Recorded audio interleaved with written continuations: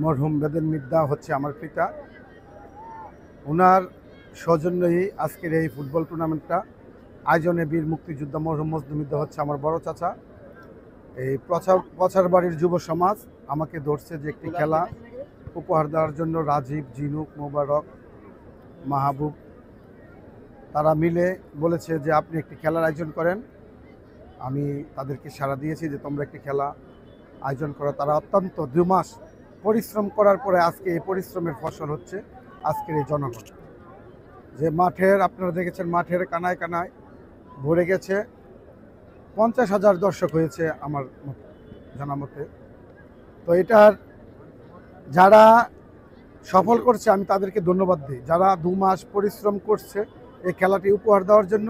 কারণ হচ্ছে আপনার দীর্ঘ 15 বছর যাবৎ বাংলাদেশে কোনো খেলাধুলা নেই।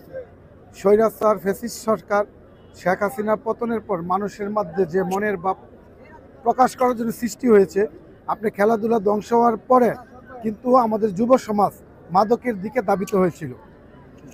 মাদকের দিকে আজকের ছাত্র যারা ছিল তারা মাদকের দিকে চলে গিয়েছিল। আপনার এই স্বৈরাচার শেখ হাসিনার পতনের পর আবার সেই যখন আমি দেখেছি খেলাটা শুরু হওয়ার পরে কলেজ এবং স্কুলের ছাত্ররা খেলাটা যেদিনকে থাকে সেদিন 2টার সময় মাঠে বসে থাকে। আপনি খেলা উপভোগ করে খেলাধুলা না থাকার কারণে যুব সমাজ ধ্বংসের দ্বারপ্রান্তে চলে গেছে। তো আমি বলবো সারা বাংলাদেশে প্রতিটি ছাত্রদেরকে এবং যুবকদেরকে লেখাপড়ার পাশাপাশি শরীর গঠনের জন্য খেলাধুলার কোনো বিকল্প নেই। খেলাধুলা করলে মানুষের মন শরীর সুস্থ থাকে।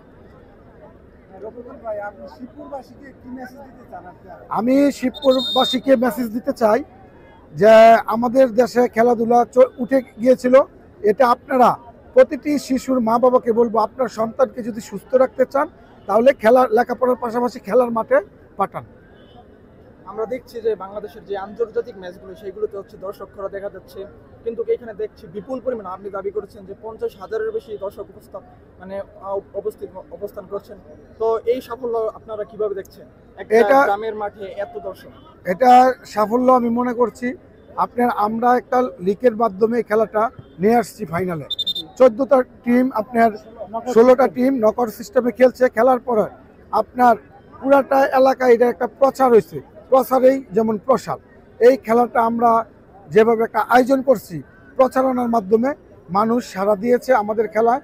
আর আপনার ঢাকাতে আমরা যে টুর্নামেন্টগুলো আপনারা দেখেছেন যে দর্শক কম, ঢাকার মানুষ কিন্তু থাকে কাজে। একটি খেলা স্টেডিয়ামে হলে ওই জায়গায় আপনি টিকিট দেয়।